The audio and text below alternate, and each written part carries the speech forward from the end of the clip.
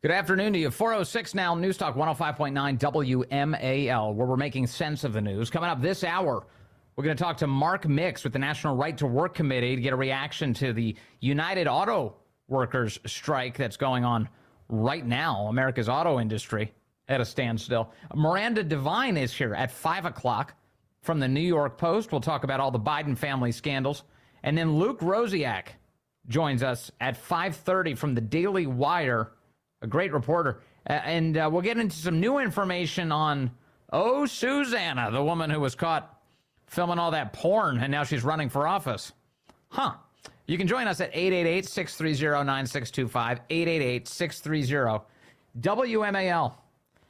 Loudoun County Schools this week forced by a judge to release a report that they had conducted internally. They had hoped to keep it secret about a number of sexual assaults and Title IX violations that had taken place in the school district, but it is now out. And the findings from that report, well, let's get into the details with our next guest. Ian Pryor is the executive director of Fight for Schools, a senior advisor to America First Legal, and joins us now. Ian, good to have you back with us, sir. Thank you.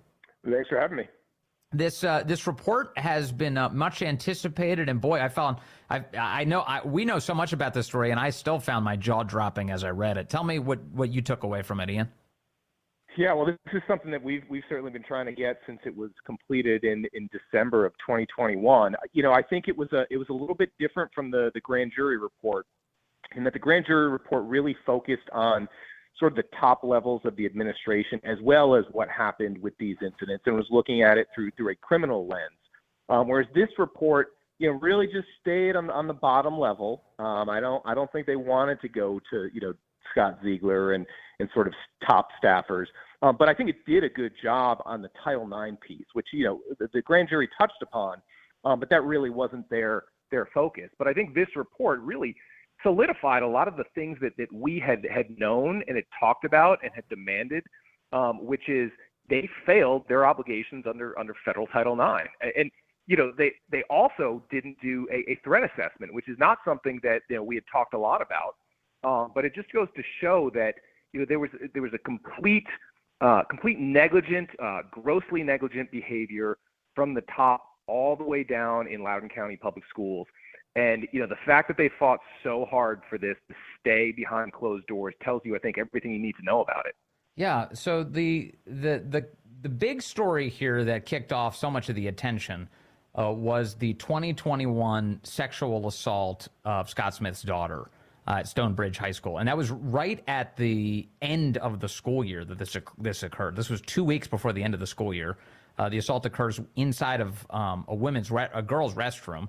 And that kicks off a series of events where the school is trying to handle it and keep it quiet and not sure what to do. And then the boy gets transferred, and it's just another week or so into the new school year at a different high school that he commits yet another sexual assault. What did you think of this portion of the report? Well, I thought there were some interesting details in there that showed, just how disingenuous the school district has been. Right? They said, well, we didn't know the kid was arrested. We didn't learn about it. And this was in the special grand jury report. We didn't learn about it because the probation officer sent the notice, and it ended up in the wrong mailbox. All right, well, on July 20th, according to this report, you had the mother of the first victim saying, where's the Title IX investigation? Right? So they have an opportunity at that point to start a Title IX investigation. They could have asked, what happened with the kid? Has he been charged, et cetera? Right. August 17th in that report, it says that the mother of the perpetrator actually brought it to their attention that there's a court order saying he couldn't go back to the school. So that should have raised some alarm bells with the LCPS administration saying, totally. Well, if there's a court order, then I guess it's been adjudicated at some level. We should probably look into this. But they didn't do that. They didn't want to do that. They didn't start this Title IX investigation of the first assault until after the second assault took place. Right. And what's really striking is if you go back to October 15th, 2021, Scott Ziegler is out there in front of Loudoun County Public Schools giving a press conference. He's got the chairwoman at the time, Brenda Sheridan. He's got two other school officials behind him. And he says, we were hamstrung by Title IX because of the Trump DeVos amendments. And it really limited what we could do. Well, no, that's not what your own report said. your own report said actually obligated you to do something. So it was just another example of Scott Ziegler going out there and being disingenuous to the public. Yeah. And then as far as the perpetrator is concerned, remember, so much of the early drama was wrapped up in whether or not this boy was pretending to be a girl in order to gain access to the girls' restroom. Loudoun County, of course, was trying to push through a policy to allow boys into the girls' restrooms at the time. All the more, unfortunately, cruel incentive for them to keep all of this quiet. And the reality here in the report now that we see this is that apparently the boy identified as something called pansexual. He would wear dresses and skirts and kilts to school. He would wear fishnet gloves from time to time. But one of the bizarre details that was also added, in addition to what I just read you, is that apparently a ton of the kids in the school dressed like this, and he was one of the more subdued students in terms of their outfit. What does that tell you about what's going on in these Loudoun County high schools? Well, I think it tells you that there is a social contagion, and that people are, kids are doing these things in order to get attention and stand out. And the report talked about how this kid wanted attention. The report, obviously, it missed a key fact, which is that, the SRO there testified both, it seems before the special grand jury, but also at Wade Byard's trial, that this kid told him he was gender fluid. And so the left made this big to-do about, you said he was transgender and he wasn't. Well, first of all, I don't ever recall saying that. But to the people that did say that, if you go back to Ralph Northam's model policies, the ones that were being passed and that resulted in that being passed in Loudoun County, they use the term transgender as essentially anybody whose gender does not conform to their biological sex. It was a catch-all. So based on their own definitions, how are you supposed to understand that? I mean, there's, 72 different genders now. It's mind-boggling to think that you'd have to go through all those to get, we've got a pansexual gender fluid kid, if we're going to be very, very specific here. I mean, come on. I mean, if he's wearing skirts to school, he's calling himself pansexual, he rapes a girl in a bathroom and then goes on to another sexual assault at a different school. We're supposed to take this kid as the burning bush? I mean, he's the font of truth in all of this. I mean, it's just ridiculous, and yet that's how the left handled this. It is. And, while I do think, again, that the report did a good job analyzing sort of the Title IX deficiencies, you have to look at the report with a grain of salt as well, because this was commissioned by LCPS. And so they're not going to get into, did the school board members know about this? Which school board members knew? What did Scott Ziegler, who was the Title IX officer at the time, what was his involvement? How much did he know? They didn't do that, right? And then they said this thing about, well, the sheriff's office came in and threatened to arrest us. Okay, well, did you go follow up with the sheriff's office to see if that was true, or did you just throw that in there gratuitously so you could make, political hay when it was necessary? So, I think that you take the report, and some of the things certainly I think are concerning. Some of the things they clearly didn't do what they needed to do. But beyond that, one of the things that was the most striking was that it said in the 2021-22 school year, there were 159 reports under Title IX, 159. So this report was done in December, so that means 4 months. 159 reports, and not one of them opened an investigation. I mean, if you're in corporate America and you're the CEO, and in a 4-month period, you have 159 reports of Title VII violations, discrimination, sexual harassment, and you do nothing, you're getting fired.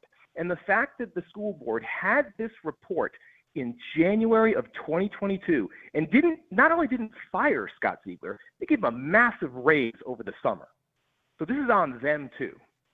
I mean, if I was a parent with a kid at that school, I'd be freaking out now.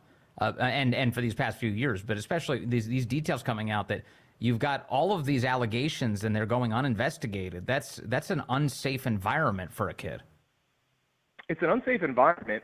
And I'll throw out another fact. When this school board, the one that's currently in power, when they took over in January of 2020, they put on the agenda, that first month, changes related to Title IX, right?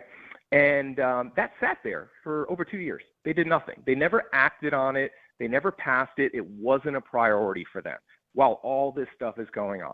They neglected their duty as school board members. Yeah. Well, that's for sure. I noticed, by the way, that the report has redactions throughout it. Not in some cases, not big ones, but do we know what's behind those redactions?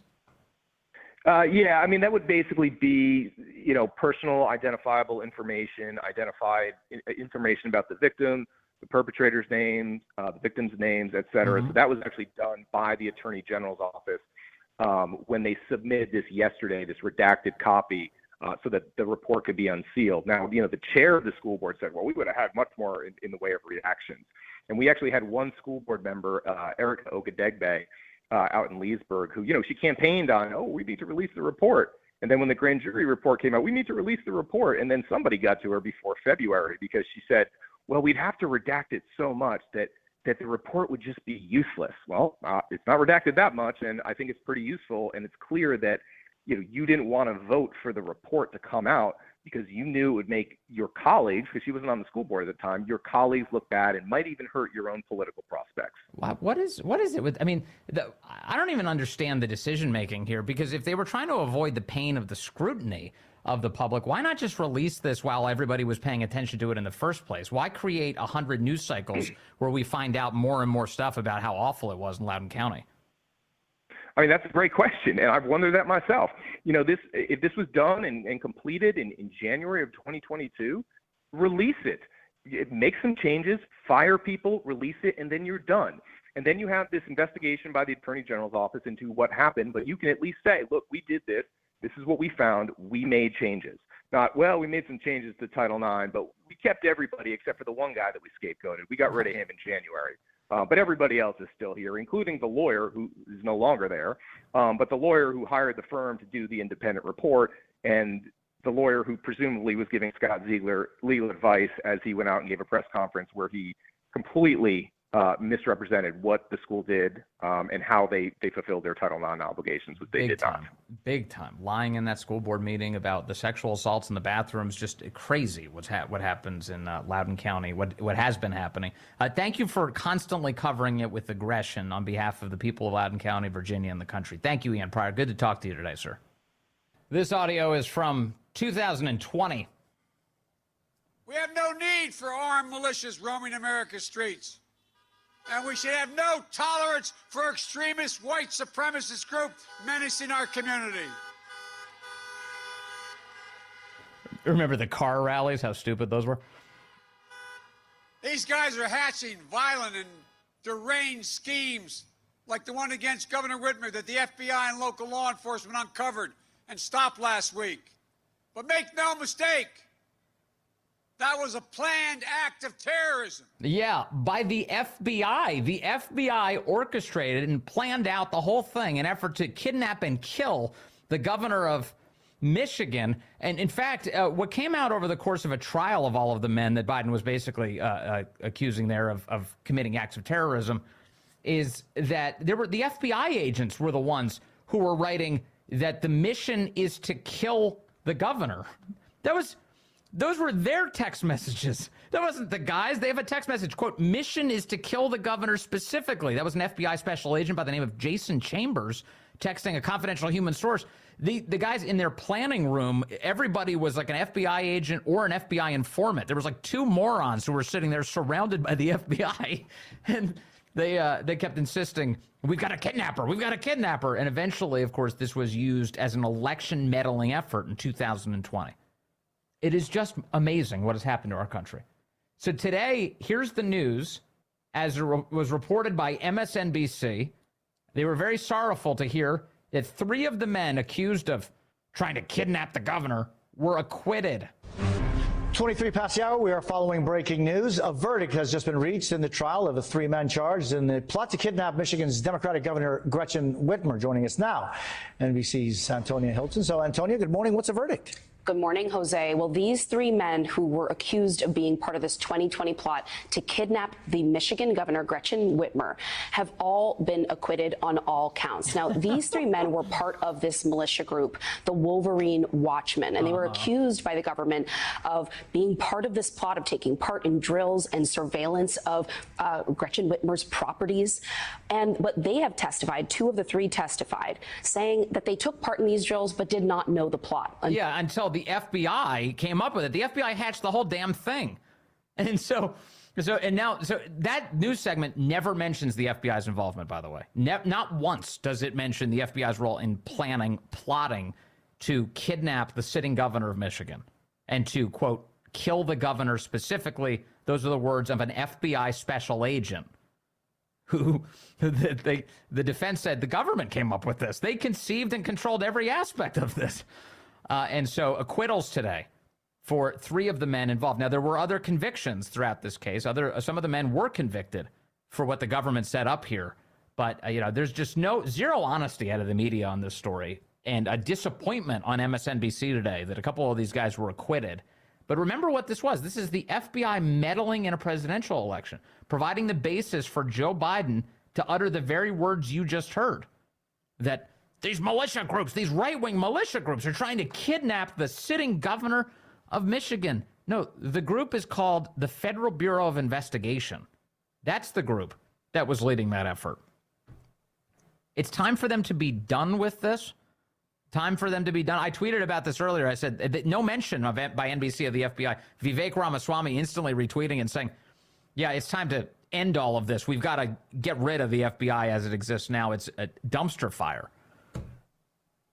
Leading a mission against its own people, interfering in elections. Have you had enough yet? Is really the question. Coming up, Mark Mix is going to join us from the National Right to Work Committee. We'll talk about this big strike. How much more chaos can the Biden administration bring? United Auto Workers now striking America's auto industry at a standstill. We'll discuss it with Mark Mix. Good afternoon to you. 4:35 now, News Talk 105.9 WMAL, where we are making sense of the news. Coming up, Miranda Devine joins us at the top of the hour from the New York Post. We'll talk about the White House issuing a directive to the media about how to cover impeachment. And Luke Rosiak from the Daily Wire joins us at 5:30. We'll get an update from him on the porn lady in Virginia. It's all ahead. And you can join us at 888-630-9625, 888-630-WMAL.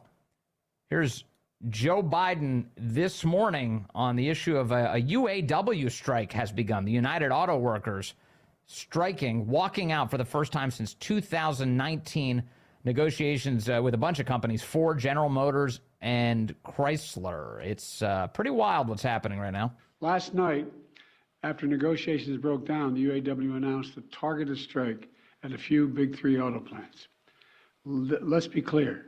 No one wants a strike. Say it again. No one wants a strike. But I respect workers' right to use their options under the collective bargaining system. And I understand the workers' frustration.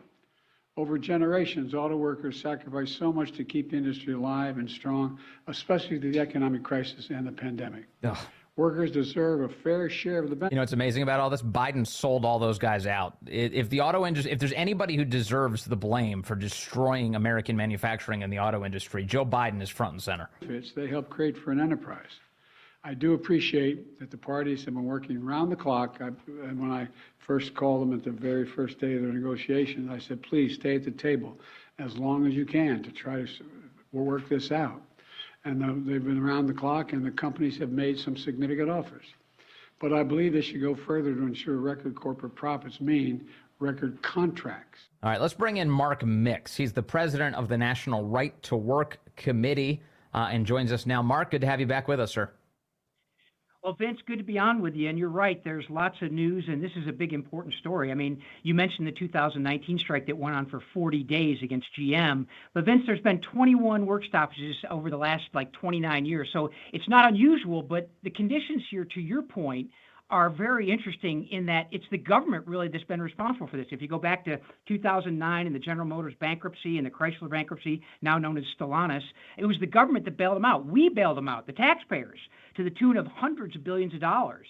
And then we come back and we get Biden's inflation. When you negotiate a contract in 2019 when inflation is about, 1%, and then all of a sudden, Biden creates inflation from 1.8% in 2019 to 7% in 2021. That 5-year contract doesn't look really, really that good for those workers. And so you're right.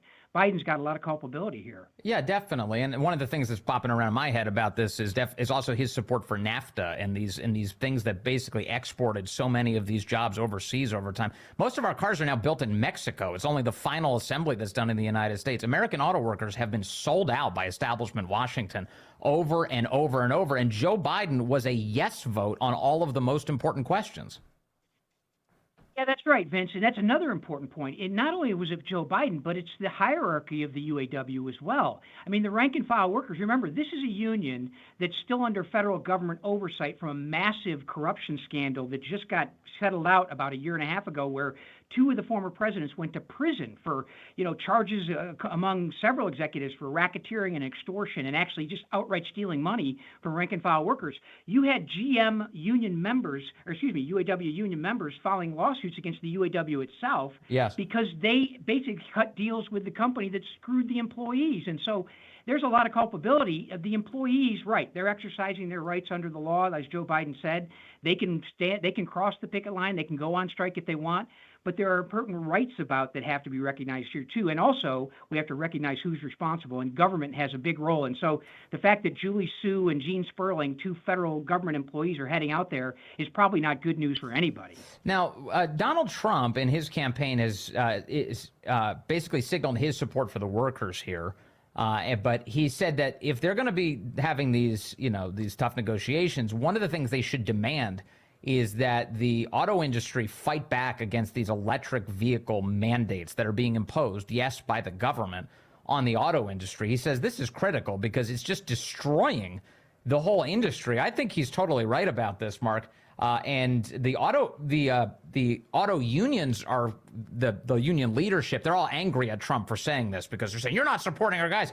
Meanwhile, Trump's saying, I'm supporting the workers here. I'm not necessarily the union leadership. I'm supporting the workers. What do you make of it?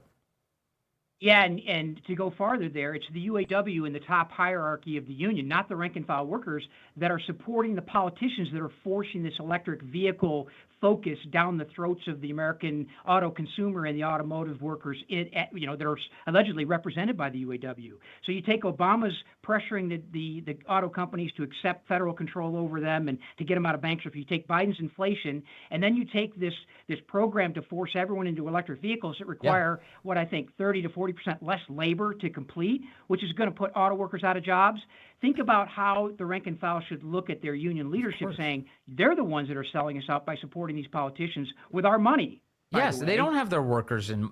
So they're collecting fees from all these people, and then they turn around and they destroy their jobs. That's the effect of this. Yeah, indeed. And you have to look no farther than like the operating engineers union that endorsed Joe Biden. And their members were working on the Keystone Pipeline that was canceled 1 week after Biden took the oath of office. And it was a union-only project labor agreement that only union members were working on that job. But yet they're all on the unemployment line because the union officials used their money to elect politicians that were taking away their opportunities and their jobs. Trump's right. What is the implication for our country to have this seems like a big deal, this strike against the big three automakers? What's the effect on the automobile market and on the economy for us? Well, Vince, you're right. It is a big deal because this is the first time that the UAW has taken on all three companies at once. Usually they pick kind of the wounded and they negotiate with them and then they impose it on everybody else, like a pack of lions thinning the herd. But this time they picked all three. And so the impact is, from an economic standpoint, I mean, you think the automotive industry is not as big of a chunk of the GDP as it used to be, for sure, and certainly not the unionized automotive part of it as well. But the impact on the cost of a car. I mean, if Sean Fain can get a 40% pay increase with a 32-hour work week and get cost of living adjustments that were taken away by the Obama administration, that's going to raise the cost of labor, which is a significant part of the cost of an automobile. So we get that kind of wage price inflation push that will just raise inflation and make it more difficult for even the auto workers to afford their cars. And that's what Henry Ford's model was to begin with. Remember, price it so the people that build it can afford it. For sure. And so, so the higher wages, and they're calling for pretty big jumps actually for these wages. If that occurs, it's got to come from somewhere. Now, in the left's position is that it needs to come from executive pay. And my guess is that these auto companies aren't going to go for that executives will keep taking big paychecks, which means that they're going to pass this on to consumers here. and that people will pay more for their cars, as you just said. And with a stoppage right now on the actual work on the production line, that will also lead to the type of scarcity that will raise the price of these vehicles.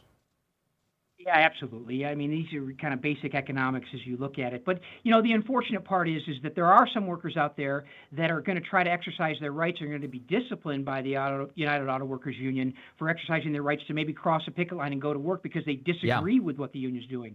And that's kind of our role where we come in, where they need to know about their rights, because anyone who crosses the picket line is probably subject to United Auto Worker Union discipline, which translates into fines. We've represented employees that have been fined up to $40,000 for just going to work. In fact, we had some employees at a grocery store that were honoring a no-strike clause in their contract that were fined by the union for not going on strike, even though the contract said they should not go on strike. So there's lots to do here, not only for the individual employees, but obviously for the economy, as you've articulated so well. Yeah, the other piece of this is, as you mentioned, is we've bailed out these auto companies. So I can see that there's legitimate grievances when you look at CEO pay. I feel the same way about the pharmaceutical companies, for what it's worth, because you're like, wait a second, the American taxpayer is the reason any of these companies really even survived. Too big to fail was the position. And now you look at these executives pulling down $21 million, $25 million salaries, and you can see why it's a useful cudgel as these auto workers are coming out and going, how are they making all this money? How come we're not making more? Yeah, well, I'm not going to defend those folks either, but it was funny, Vince, because today Senator Locke Faircloth from North Carolina, who was a great friend of Right to Work, passed away, and I went back and watched testimony from 1996 that he gave, and Ted Kennedy was the opponent on the committee hearing, and he used exactly the same rhetoric they're using today about why workers and union officials had to be rewarded for force and coercion that they have under federal law. So the rhetoric's the same, but I'm not going to defend the executives from Ford, GM, or Stellantis, that's for sure. Same with the airlines, too. The workers. The airlines are like this, too. The airlines are like just raking in cash and then paying all these people so much money, and we bailed them out. We spent so much money on them, and then they can barely function. It's totally crazy. Totally different issue, but Mark Mix, this seems like a big deal, and we're really grateful for your time today on this subject. Any last thoughts on this UAW strike? Well, Vince, hopefully it's short, and hopefully they come to a conclusion that's beneficial not only for the United Auto Workers but beneficial for the consumer as well. And boy, getting the federal government involved seems like a mistake to me. So Biden ought to just keep his mouth shut and keep his people here in Washington, D.C., where they're causing enough trouble, without letting him go out there and kind of manage the negotiations. And just lastly on the politics of this, I mean, talk about one more thing that's just going to make people go, what is happening to our country with Joe Biden at the top? Because the economy is already in the crapper, and you're looking at this and going, now we have a strike of the American auto industry. This is not going to redound to Joe Biden's benefit. Yeah, indeed. And, the UAW showed a little bit of courage by saying they're not going to back his reelection. But we know, when you look historically at their political action contributions, they are somewhere in the area of 98.9 to 99.7% on one side. I won't tell you who that is, Vince. I'll let you figure it out. Yeah, I think I know. Mark Mix, thank you very much with National Right to Work. Really appreciate your time today. All right, Vince. Thank you. All right, we're gonna jump to traffic here in just a moment, because I want to play some audio today for you of other ways the left is screwing everything up, and it's in particularly this immigration issue. Are you following what's happening in New York? I played a little audio earlier, but in New York City, just the New Yorkers they're done. They're just done with all of this crazy illegal immigration that's overwhelming their city. A bunch of lawmakers showed up today, and they tried to smooth things over, and they only made things worse. AOC, Jerry Nadler, the whole gang. That audio straight ahead. But first, chaos in New York City. Number of Democrats going today to try and smooth things over as the immigration crisis rocks the Big Apple. And here's a little bit of that audio. You've one New York City protester just angry at AOC for all of these illegals. I played this audio for you earlier. I want you to hear it again. Screaming at AOC right after she concluded her remarks. I think that AOC, when she came out, and other members of Congress, and they had this press conference, what did you think about their comments? They will never be allowed to walk down the streets again. Yeah, so this guy was furious. You want to hear what AOC actually had to say? Here she is trying to speak over a loud group of protesters. Ultimately, I think that there are 3 points of consensus here that are very important in getting a solution to this issue. The first is that there is consensus here across geography and states on increased federal resources to cities and municipalities dealing with this issue. All right, pause. That means federal government money. So her answers to the border crisis include you spending more money on New York. The second is to allow for work authorizations so that the folks in here can get to work and start supporting themselves as soon as possible. Okay, so number two is that more illegal immigrants will displace American workers. They are prevented from getting jobs, they are prevented from employment, and that is part of the strain on our public systems. The faster that folks can access the work that they're asking for legally, the better we can solve this problem. And the third is extension of temporary protected status for Venezuelans, who are the largest population that are arriving here. More amnesty is what she's calling for illegal immigrants coming to the United States. So you notice that it's practically very difficult to hear her annoying voice there, because you've got the protesters screaming over her. They're all furious at these Democrats. Here's one person yelling, "Close the freaking border, you communists."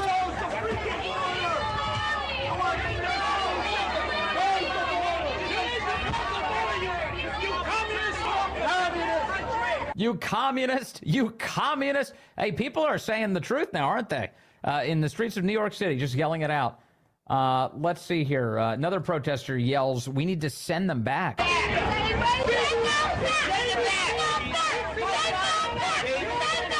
Send them back, send them back. Not every day you hear one of those chants on the street.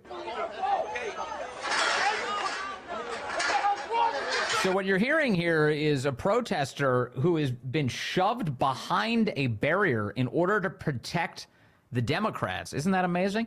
So when the Democrats want to stand on the street and then spin all of this and pretend like it's not their fault, and the thing we need more of is amnesty, illegal immigrants, and federal funding, the New Yorker's not happy about this.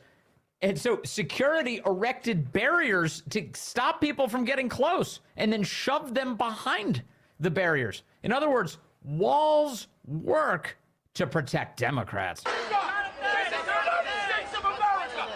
Yeah, that's what is there? What is this here then? Yeah, barriers for who? For who? For us? For the United States? No, you come down. You're completely destroying our city. Barriers for who? For us? We're the United States. You're completely destroying our city, says that guy. And that's, boy, that clip needs to get around, doesn't it? That's a perfect encapsulation of what's happening here. Democrats selling out the country. American citizens want to speak to them and tell them that they don't like it. And then they get blocked with walls and law enforcement from being able to say that. Meanwhile, Jerry Nadler was there as well. Jerry Nadler was begging for more federal cash, in order to accelerate the crisis rather than resolve it. He was being shouted down. The supplemental budget to give additional resources to New York and other cities welcoming migrants. Unfortunately, House Republicans seem set on defunding the Department of Homeland Security and shutting down our government.